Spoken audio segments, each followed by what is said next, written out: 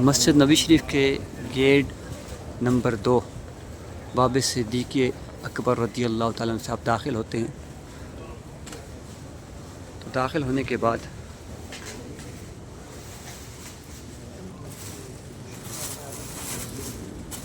آپ جس مقام کی زیارت کرتے ہیں یہ ہے خوخہ صدیق اکبر رضی اللہ تعالیٰ عنہ. یہ دیکھیے اس دروازے کے اس سائڈ پہ حاضہ خوخہ سیدنا صدیق اکبر رضی اللہ تعالیٰ عنہ. یہ مبارک جو مقام یہاں پر سیدنا ابوبکر صدیق رضی اللہ عنہ کا گھر مبارک مسجد نبی سے بالکل متصل تھا، جس کا دروازہ مسجد نبی شریف کی جانب کھلتا تھا. ابتداء میں تقریباً تمام صحابہ کرام علیہم رضوان کے گھروں کے دروازے مسجد نبی شریف کی جانب کھلتے تھے. ظاہری وصال مبارک سے چند روز قبل سرکار دو عالم صلی اللہ علیہ وسلم نے ممبر پر جلوہ افروز ہو کر آخری وعظ فرمایا.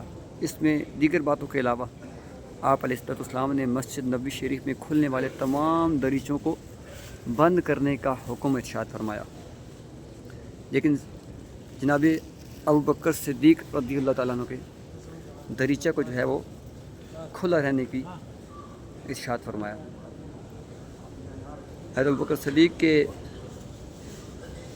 دریچہ کو جو ہے نا کھلا رہنے کے بارے میں حضرت ابو سعید خدری رضی اللہ تعالیٰ عنہ سے مروی ہے کہ رسول پاک صاحب صلی اللہ علیہ وسلم نے ارشاد فرمایا، آپ میں سے اپنی جائیداد اور دوستی میں میری طرف ابوبکر صدیق سے زیادہ کوئی فراخ دل نہیں ہے، اور اگر مجھے اپنے لیے خلیل پسند کرنے کا اختیار دیا جائے تو میں ابوبکر صدیق رضی اللہ عنہ کو اپنا خلیل بنانا پسند کروں گا.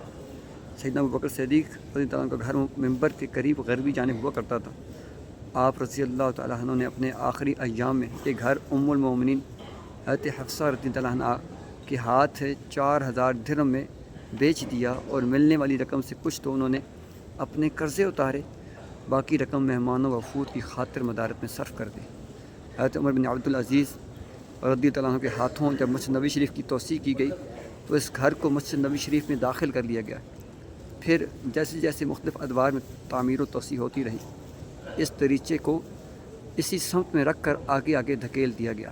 آج بھی اس کی یاد تازہ رکھنے کے لیے غربی جانب کھلنے والے دروازے یعنی باب ابوبکر صدیق کے اوپر، اس دروازے کے اندر اوپر کی جانب خوخہ سیدنا صدیق اکبر رضی اللہ تعالیٰ عنہ لکھا ہوا ہے.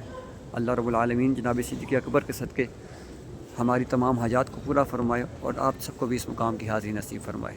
آمین بجائے خاتم النبیین صلی اللہ تعالیٰ علیہ وسلم.